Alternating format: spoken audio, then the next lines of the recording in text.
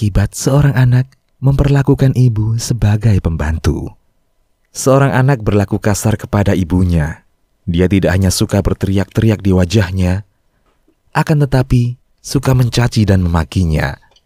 Ibunya yang telah tua seringkali berdoa kepada Allah Ta'ala agar Allah meringankan kekerasan dan kekejaman anaknya.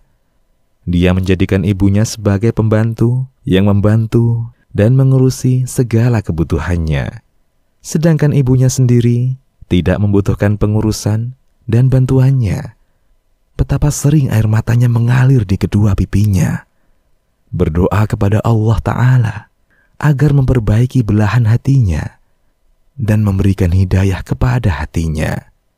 Pada suatu hari, dia menemui ibunya dengan raut wajah kejahatan yang terlihat dari kedua matanya. Dia berteriak-teriak di wajah ibunya, "Apakah ibu belum menyiapkan makanan juga?" Dengan segera ibunya mempersiapkan dan menghidangkan makanan untuknya. Akan tetapi, tatkala dia melihat makanan yang tidak dia suka, maka dia melemparkannya ke tanah. Dia marah dan berucap, "Sungguh, aku kena musibah dengan wanita yang sudah tua renta. Aku tidak tahu kapan aku bisa berlepas diri darinya." Ibunya menangis seraya berkata, "Wahai anakku, takutlah kamu kepada Allah terhadapku. Tidakkah kamu takut kepada Allah? Tidakkah kamu takut akan murka dan kemarahannya?"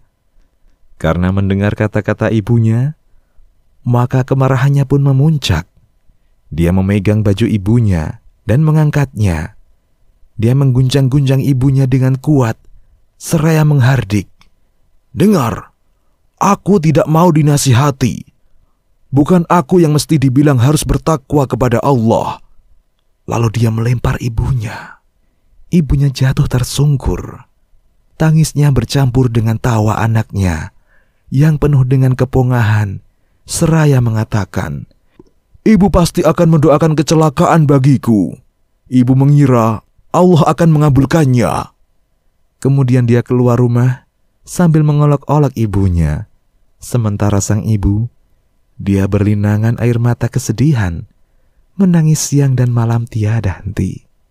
Adapun anaknya, dia lalu menaiki mobilnya, bergembira dan bersuka cita sambil mendengarkan musik. Dia kencangkan volume tape-nya. Dia lupa akan apa yang telah dia perbuat terhadap ibunya yang malang. Dia meninggalkan ibunya dalam keadaan bersedih hati sendirian. Hatinya menelan rasa sakit, mengalami kesedihan yang sangat mendalam. Dia punya acara keluar kota. Tatkala mobilnya melaju di jalan raya dengan kecepatan membabi buta, tiba-tiba ada seekor unta berada di tengah jalan. Dia terguncang dan kehilangan keseimbangan.